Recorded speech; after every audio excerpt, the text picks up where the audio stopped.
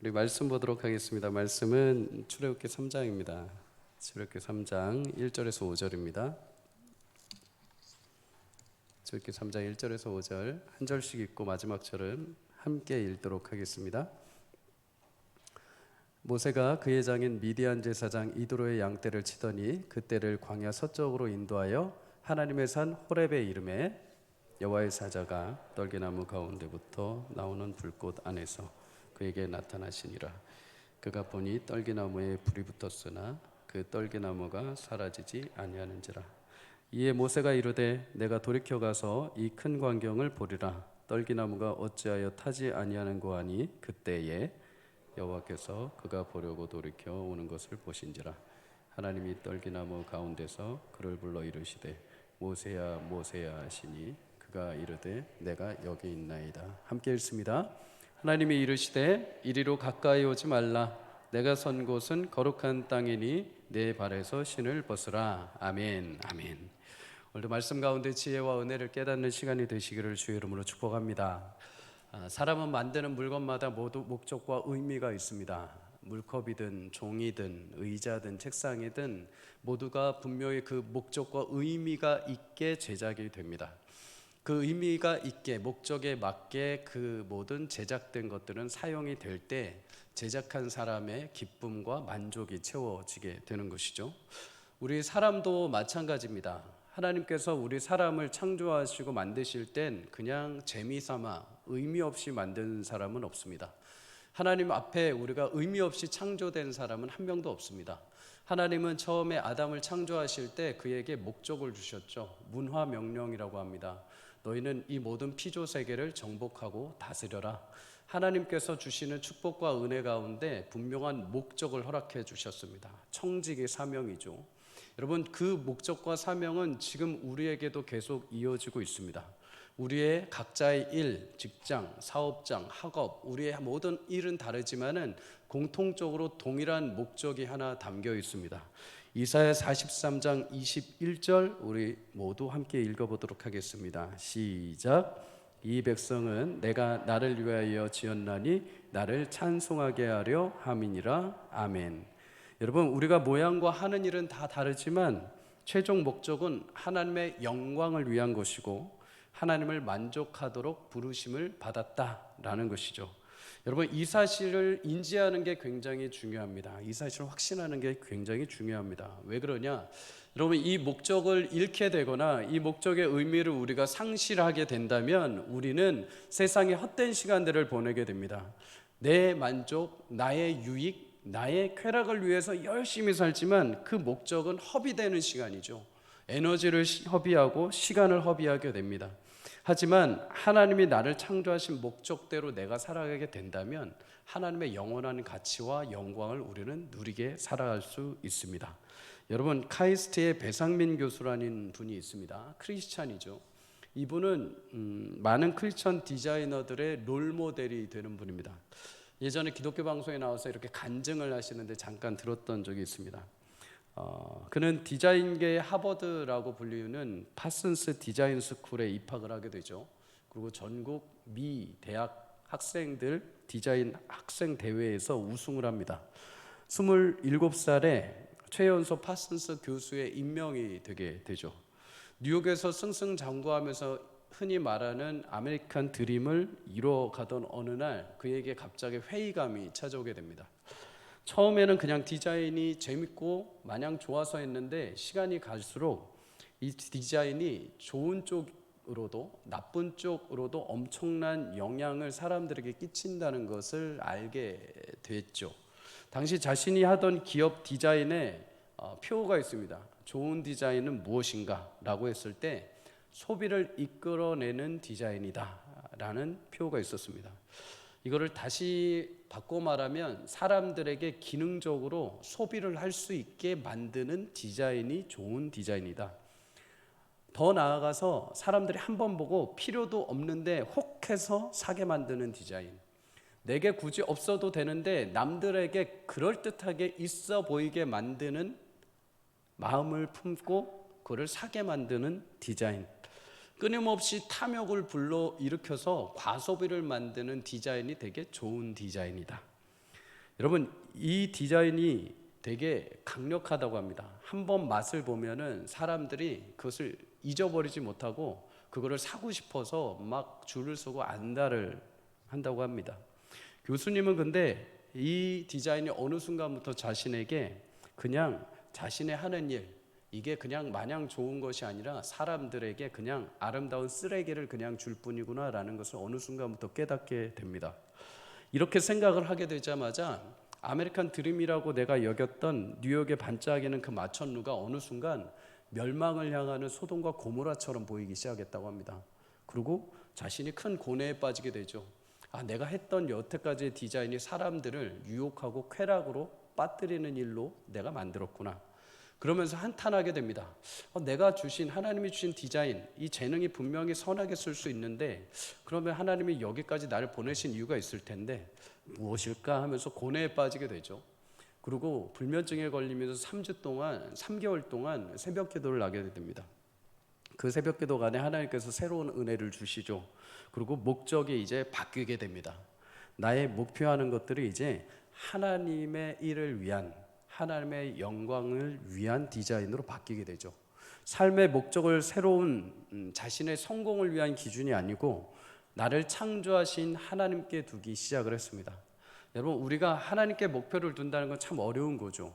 내 쾌락, 나의 만족을 위한, 성공을 위해 달리다가 하나님을 위해 바꾸면 혹시 내 수입이 줄지 않을까? 나의 환경이 축소되지 않을까? 나의 능력이, 나의 어떤 명성이 떨어지지 않을까?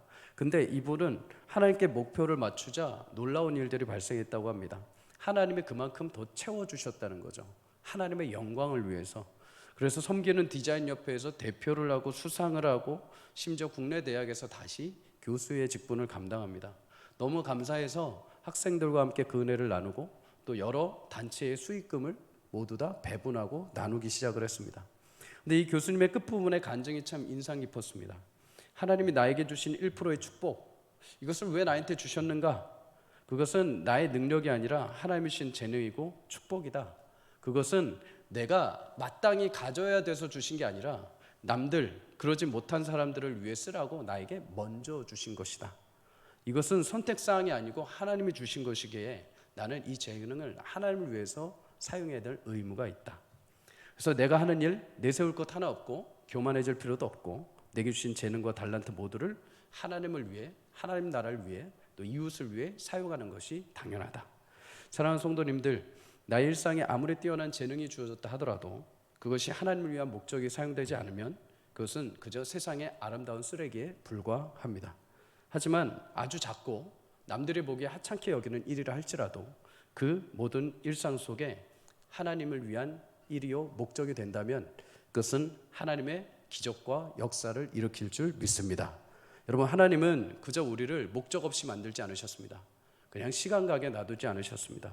우리 모두를 하나님의 영원의 품속에서 우리를 계획하시고 예정하시고 택하셔서 이 땅에 태어나게 하시고 하나님의 의미와 목적을 부여해 주셨습니다.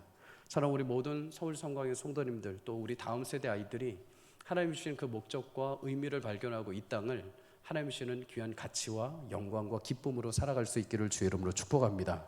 여러분, 흔히 우리가 사명과 비전 얘기를 하면은 이거를 젊은 청년들한테만 해당된다고 생각을 합니다. 아니면 10대, 20대 있는 청소년들이 될 거다라고 생각을 합니다. 나이 들었는데 그냥 살다 가지.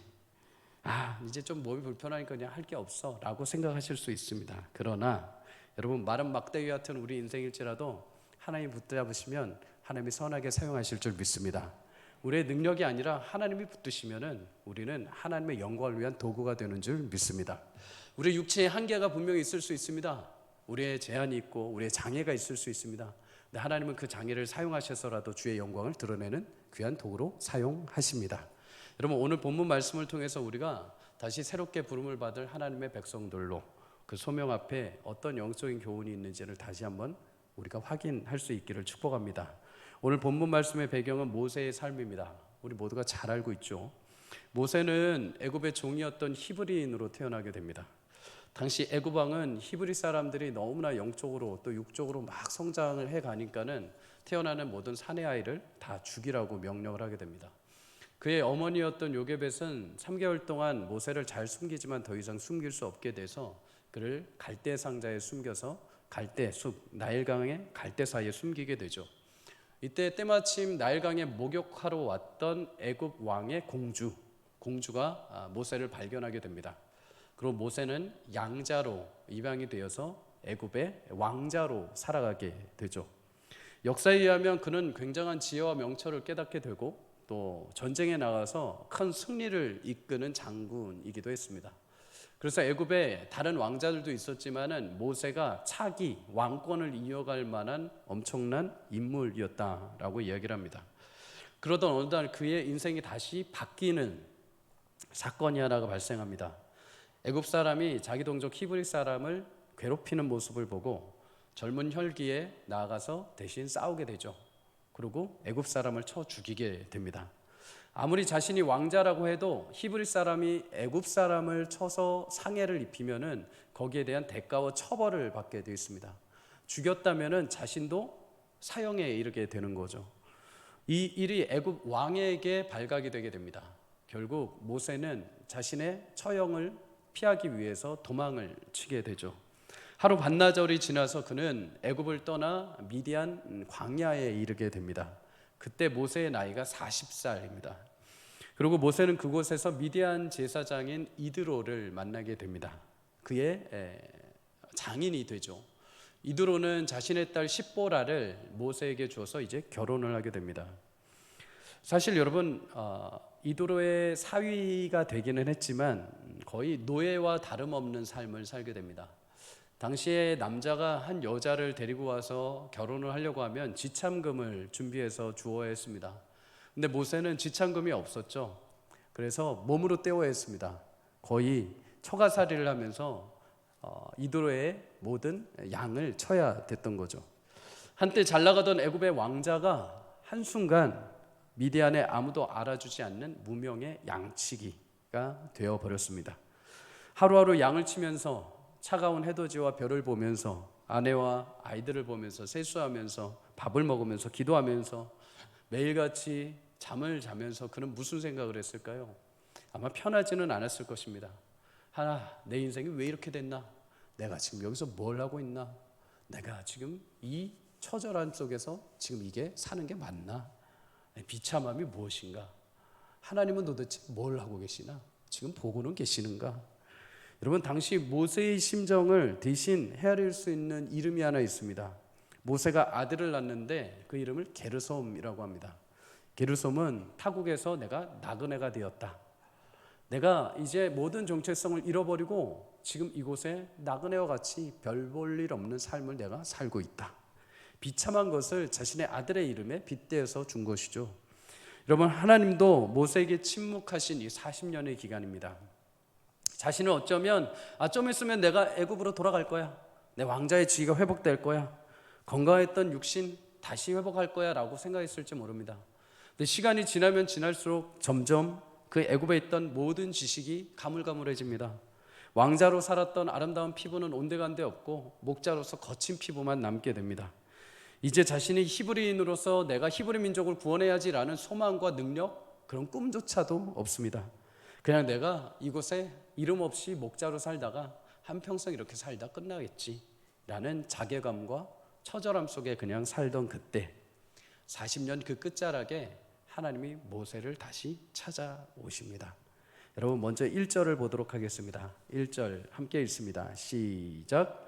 모세가 그의 장인 미디안 제사장 이드로의 양떼를 치더니 그 떼를 광야 서쪽으로 인도하여 하나님의 산 호렙에 이르매. 아멘.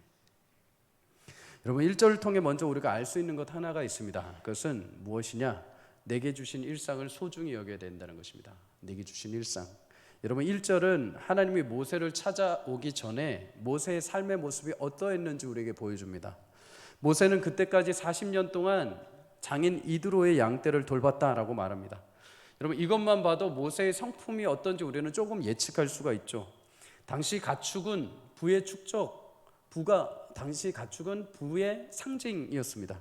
그런데 모세는 시간이 40년 동안 흘렀는데도 자신의 양떼가 하나도 없었습니다. 자신의 가축을 두지 않았습니다.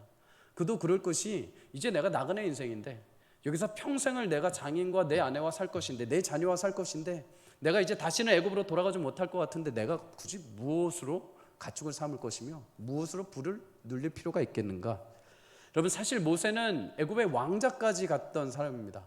세상의 그 모든 문물과 모든 부귀를 누렸던 사람이죠. 그런 사람이 고작 양떼 몇 마리 때문에 목숨을 걸고 자신의 것으로 취할 의미는 별로 없습니다. 매일 그저 장인의 양떼를 돌보는 것. 그런데 우리가 여기서 한 가지 주의해서 보아야 될 단어가 있습니다. 1절에 보면 양떼를 쳤다, 광야 서쪽으로 인도했다라는 말이 나옵니다. 양떼를 치다라는 이 단어는 우리가 흔히 아는 것처럼 양육하다라는 단어입니다. 양육하다, 풀을 먹이다라는 거죠. 그리고 그 양떼를 광야 서쪽으로 계속 인도했다고 합니다. 광야는 황무지죠. 사실은 풀이 별로 없습니다. 그럼에도 양을 치기 위해서는 광야 한가운데 있는 풀, 초장을 찾아 나서야 됩니다. 여러분 모세는 그냥 그 자리에 머물러서 띵가띵가한 게 아니라 끊임없이 양떼들을 먹이기 위해서 계속 이동해 갔다는 거죠. 그러다 보니 어디까지 갔냐? 오늘 도착한 호렙산까지 이르게 됐다라는 겁니다. 여러분 양이 얼마나 연약한지 아십니까? 짐승들, 모든 가축들은 최소한 자기가 공격할 수 있는 꺼리들이 있다고 합니다.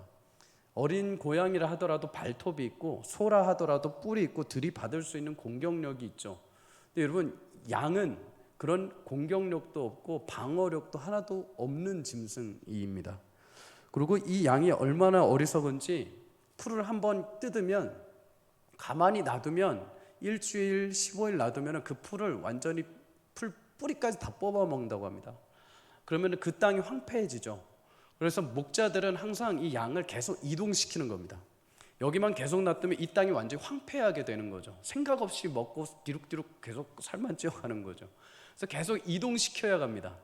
또 얼마나 이 동물이 참 고귀하신지 흐르는 물도 안 마신다고 합니다. 가만히 있는 물을 마십니다. 그래서 목자들이 흐르는 시냇물 같은 데 이르면 돌을 막고서 양떼를 잔잔한 물로 먹이게 해야 됩니다. 물론 공격에 무서워서 흐르는 물조차도 무서워서 잠잠한 물을 마시는 거죠. 그래서 시편 23편 2절에 보면 쉴만한 물가로 하나님이 우리를 인도하신다라고 하실 때 이 쉴만한 물가가 다른 번역으로 보면은 잔잔한 물가입니다. 그만큼 연약한 우리를 하나님이 잔잔하고 평안한 물가로 인도하신다라는 것이죠. 여러분 그만큼 이 양은 목자의 손길이 필요합니다. 목자는 이뿐만 아니죠. 먹고 마실 뿐만 아니라 그 수 킬로미터를 이동해감과 동시에 이동간에 맹수들이 나오면 이 양떼를 지켜야 되는 책임이 있습니다. 엉뚱한 곳으로 양떼가 가면 그거를 또 잡아와야 되기도 하죠.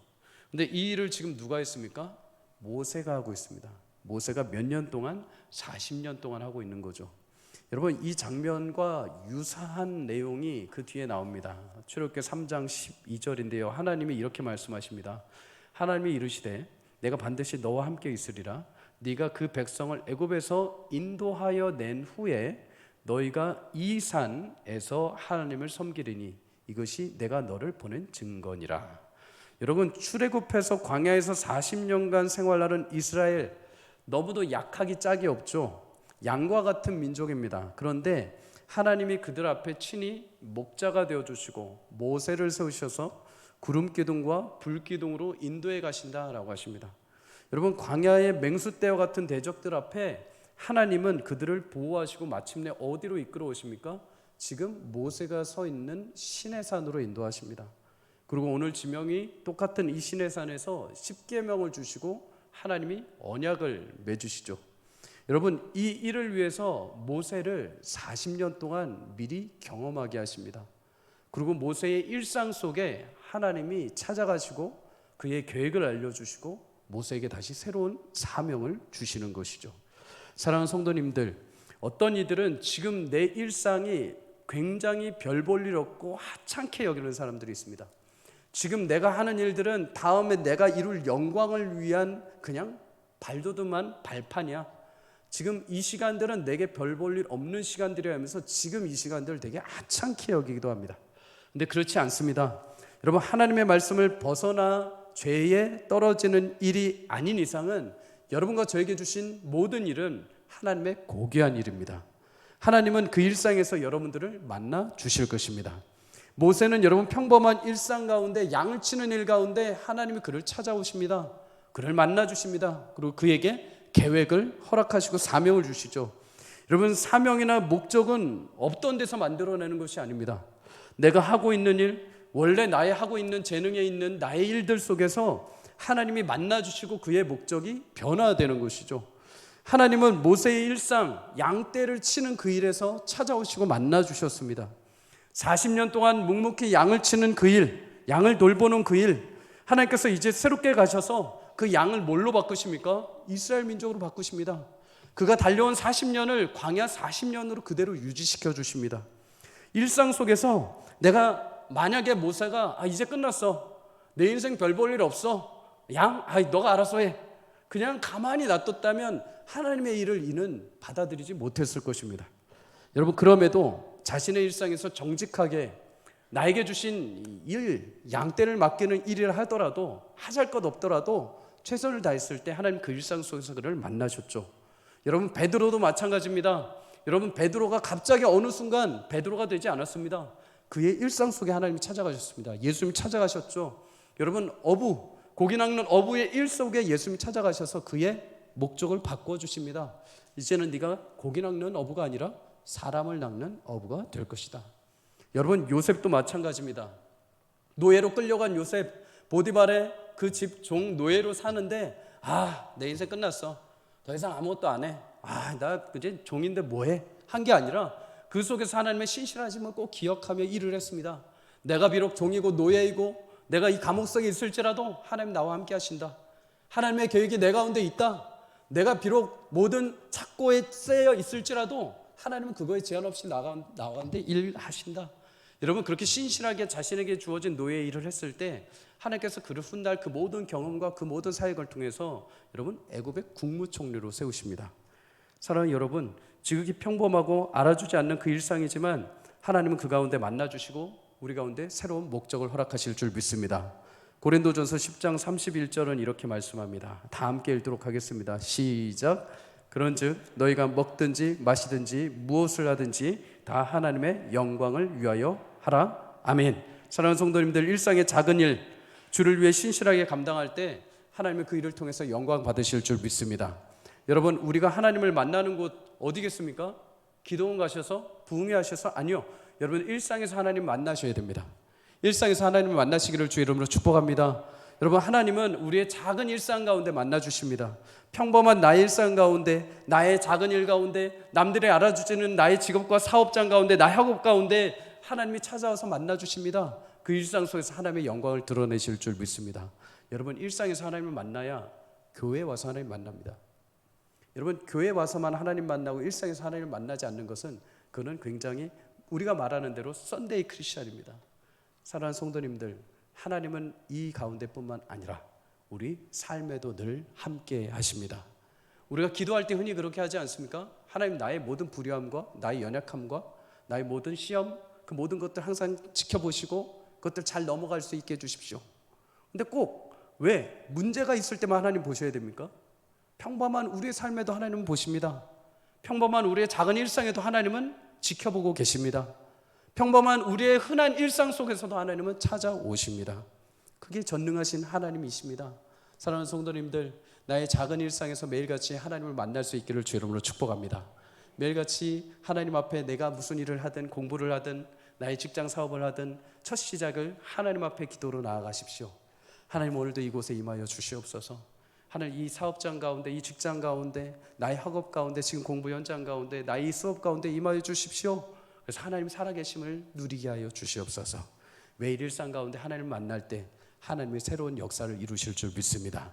일상 속에 하나님을 매일같이 기억하며 내게 주신 일 하찮게 여기지 마시고 하나하나 최선을 다할 때 하나님은 그 목적을 아름답게 세워가실 줄 믿습니다.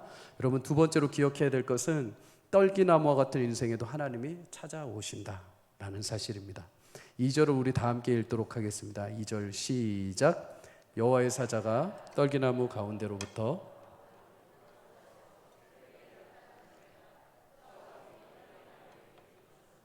그 떨기나무가 사라지지 아니하는지라. 아멘. 여호와의 사자, 하나님의 천사라고도 할 수 있고 성경학자들은 예수님의 현현이라고 합니다. 나타날 현, 예수님의 모양을 통해서 이미 구약시대부터 나타나고 하나님께서 보이시는 대로 우리 사람이 볼 수 있는 형체로 나타나셨다. 사실 당연하죠. 여러분, 하나님과 예수님과 성령님 삼위일체 하나님은 이미 창조 때부터 함께 하셨습니다. 신약에서만 예수님이 뿅 하고 나타나시거나 성령님이 뿅 하고 나타나신 게 아니라 이미 구약에서부터 함께 사역을 진행해 오고 있으셨던 거죠. 그렇다면 어떤 해석이 됐든 상관은 없습니다. 여러분, 하나님이 그 가운데 나타나셨는데 어디에 나타나셨냐? 떨기나무 가운데 불꽃 안에서 나타나셨다라고 말씀을 합니다. 여러분, 떨기나무는 광야에서 굉장히 볼품없는 나무입니다. 그냥 가시덤불과 같은 그냥 나무다 생각하시면 됩니다. 근데 이 떨기나무에 진짜로 불이 붙게 되면 사실 건조한 땅이기 때문에 5분 만에 확 타버립니다. 재가 될 뿐이죠. 그런데 하나님은 그 볼품 없는 떨기나무 가운데 타는 불꽃으로 모세에게 임하셨습니다. 하필 화려한 백향목도 아니고 큰 상수리나무도 아니고 그냥 하나님은 볼품없는 가시덤불과 같은 떨기나무. 왜 이곳에 임하셨을까요? 여러분, 이 떨기나무가 누구와 같은 것입니까? 여러분, 이스라엘과 모세와 같은 것이죠. 여러분, 이스라엘은 그저 애굽의 노예, 아무런 힘없고 무기력함에 사로잡힌 그냥 힘없는 민족입니다. 이방 나라라 하더라도 그냥 짓밟을 나라고 그냥 지나갈 나라고 별 볼 일 없는 약한 나라죠. 여러분, 그러던 이스라엘이 출애굽을 하면서 누가 함께 하십니까? 하나님이 함께 하십니다. 하나님이 그 가운데 불기둥과 구름기둥으로 함께 임하십니다. 여러분, 광야에서 볼품 없었던 이스라엘 백성들, 근데 어느 순간부터 광야의 수많은 대적들이 그 민족을 보고 놀랍니다. 그 민족을 보면서 두려워합니다. 왜요? 그 가운데 하나님이 불이 함께 했기 때문입니다. 여러분, 모세는 어떻습니까? 모세도 떨기나무와 같죠. 이미 기가 꺾이고 전성기가 사라졌습니다.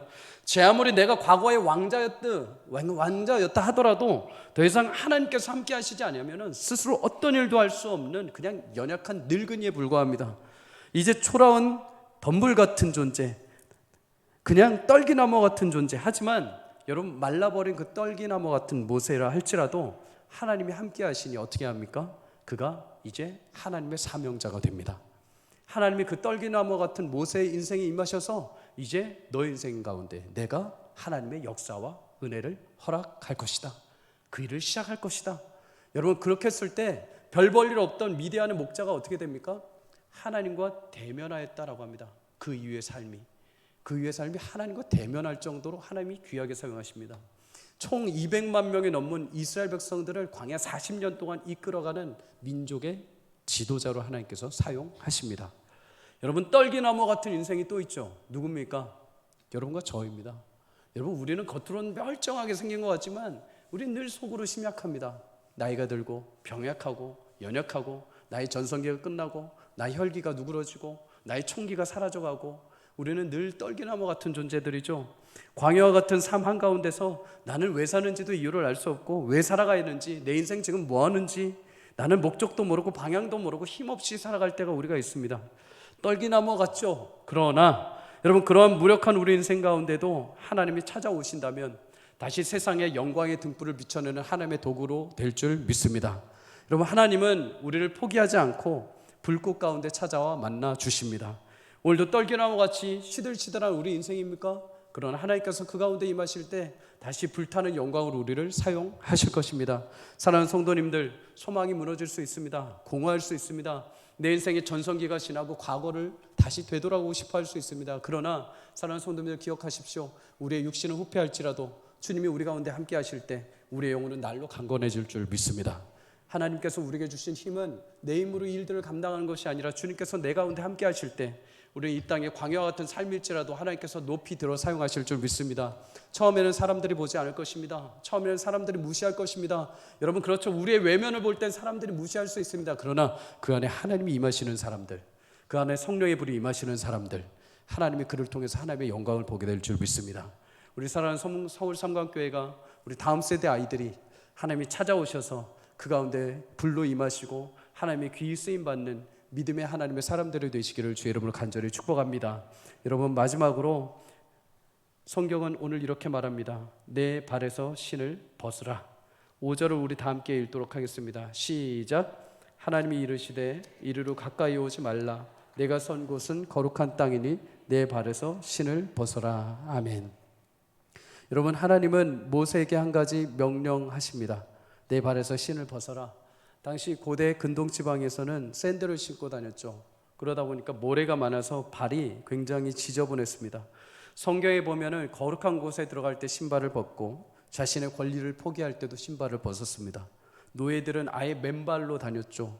그렇다면 여러분, 하나님이 왜 모세에게 굳이 신을 벗으라 라고 말씀을 하셨을까요?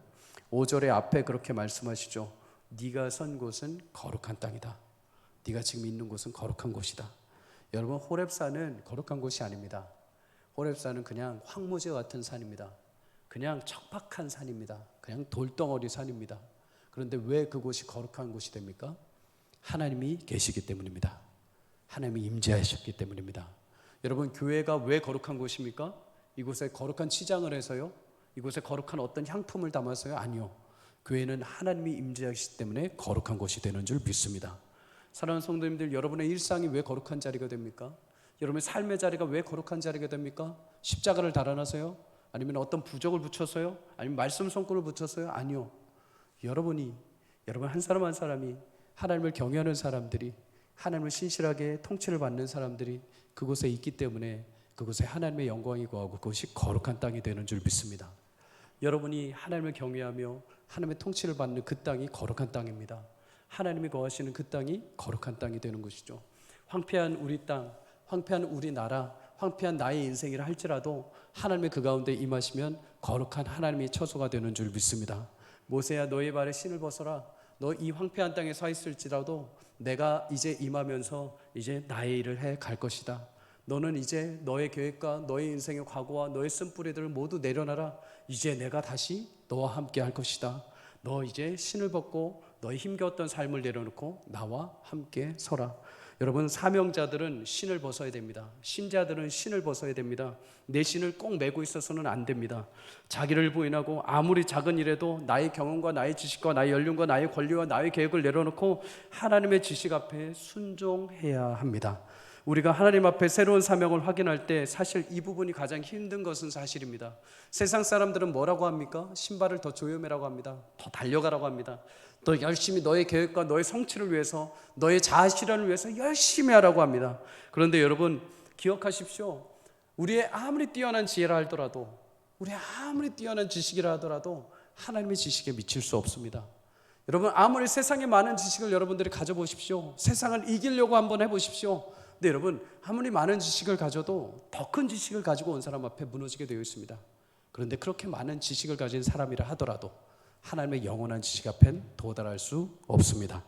여러분, 그래서 하나님은 우리 가운데 위대한 일을 행하실 때 우리 가운데 신을 벗으라고 합니다.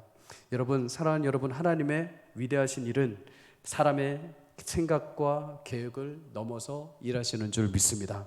하나님을 신뢰하고 내 신을 벗을 때 주인 되신 하나님의 새로운 역사가 이루어지는 줄 믿습니다. 여러분, 여호수아 5장 15절에도 여호수아가 여리고성을 진격하고 그 앞에 있을 때 진격하기에 앞서서 하나님께서 여호와의 군대 장관을 보내십니다. 여호와의 군대 장관이 똑같이 말을 하죠. 이곳은 거룩한 곳이니 너는 너의 신을 벗어라. 여러분, 무슨 말입니까? 가나안을 네가 정복하고 여리고를 무너뜨리는데 네 힘으로 할 수 없다는 것입니다. 너의 힘으로 저 큰 대적을 무너뜨릴 수 없습니다. 너의 힘으로 할 수 없다라는 겁니다. 누가? 나 여호와가 한다는 것입니다. 나 여호와가 앞장서서 저것을 무너뜨릴 것이니 너는 신을 벗고 모든 너의 계획과 전력을 내놓고 내 말에 순종해라. 나를 따라라. 나의 영광을 보게 될 것이다. 여러분, 권모술수, 지혜, 세상의 방법이 아니라 여호와를 믿고 담대하게 따라라. 사랑하는 성도님들, 신자에게 신을 벗는 것은 다른 삶의 방식을 사는 것입니다. 세상의 삶의 방식을 쫓는 것이 아니라 하나님의 삶의 방식을 쫓는 것입니다. 내 힘을 내려놓고 하나님을 신뢰하는 것, 나는 이해가 되지 않지만 하나님의 방식을 따르는 것, 나의 이론과 계획과 방법을 내려놓고 주의 말씀을 따르는 것, 그럴 때 우리는 새로운 하나님의 사명자로 서게 될 줄 믿습니다. 여러분, 모세가 신을 벗을 때 하나님은 이스라엘 그에게 맡기십니다. 애굽 왕 앞에 설 수 있는 담대함을 주십니다. 그리고 신을 벗을 때 그의 남은 40년의 인생을 영광스럽게 주를 위해 사용하는 하나님의 지도자로 사용하십니다. 여러분, 여호수아가 신을 벗을 때 하나님은 여리고성이 무너지는 역사를 허락해 주셨습니다. 사랑하는 성도님들, 우리에게는 아직 남아있는 하나님의 사명과 목적이 있는 줄 믿습니다. 스스로에게 나는 이제 끝났어, 나는 이제 별 볼 일 없어 라고 멈춰 있다면 하나님이 다시 오늘 우리 심령 가운데 찾아와 주시기를 주의 이름으로 축복합니다. 여러분의 작은 일상이라도 주님이 함께 하신다면 영광의 꽃을 맺을 줄 믿습니다. 여러분의 작은 일상일지라도 그곳에 주님이 함께 하신다면 샘이 터지고 길이 열릴 줄 믿습니다.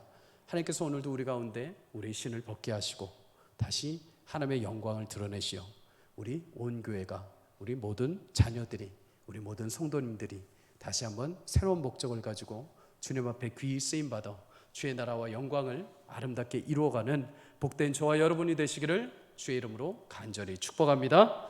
함께 기도하도록 하겠습니다. 하나님, 감사합니다. 죽을 수밖에 없던 우리에게 다시 찾아오셔서 생명의 은혜와 권세를 허락하심을 감사드립니다.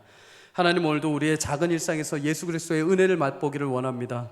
세상에 그 어떤 사람이 무엇이라 하든지 간에 내게 주신 작은 일 속에 하나님의 영광이 드러나게 하여 주시옵소서. 성령의 불로 임재하여 주시옵소서. 사그라들고 무너져 있던 우리 심령 가운데 다시 한번 새 소망을 허락하여 주셔서 하나님 믿음의 사명을 감당할 수 있도록 축복하여 주시옵소서. 오늘 세상의 수많은 조건과 환경과 상황을 내려놓고 우리의 신을 벗습니다.